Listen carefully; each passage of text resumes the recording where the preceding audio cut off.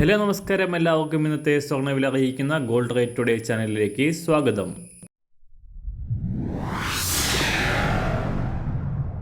ഇന്നത്തെ സ്വർണ്ണവിലയിലേക്ക് കടക്കുന്നതിന് മുൻപായി എല്ലാ ദിവസവും സ്വർണ്ണവിലയും വെള്ളിവിലയും സ്വർണ്ണത്തെ സംബന്ധിച്ച കൂടുതൽ വിവരങ്ങളും യഥാസമയം ലഭിക്കാനായി സ്ക്രീനിൽ വലതുവശത്ത് കാണുന്ന ചുവന്ന നിറത്തിലുള്ള സബ്സ്ക്രൈബ് ബട്ടൺ അമർത്തിയതിനു ശേഷം തൊട്ടടുത്ത് കാണുന്ന ബെൽ ബട്ടൺ കൂടെ അമർത്തി തുടർന്ന് വരുന്ന ഓപ്ഷൻസിൽ ഓൾ എന്ന് സെലക്ട് ചെയ്യുക.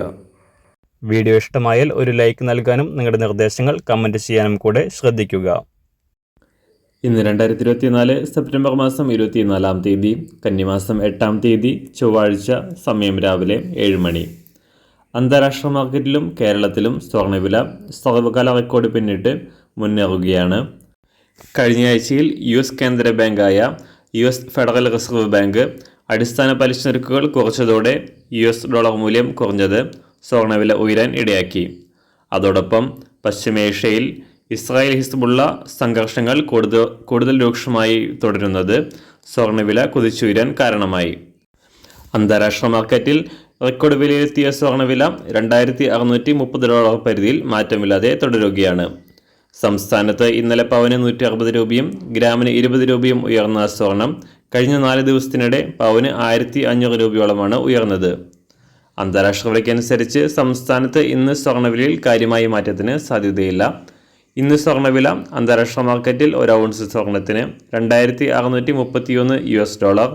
സംസ്ഥാനത്ത് ഇന്ന് രാവിലെ 24 കാരറ്റ് സ്വർണ്ണവില 1 ഗ്രാം 7,614 രൂപ, 1 പവൻ 60,916 രൂപ.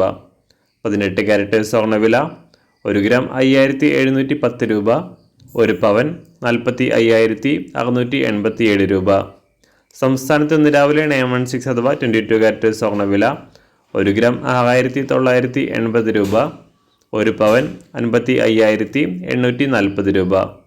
സംസ്ഥാനത്ത് ഇന്ന് വെള്ളിവില 1 ഗ്രാം 98 രൂപ, 1 കിലോ 98,000 രൂപ.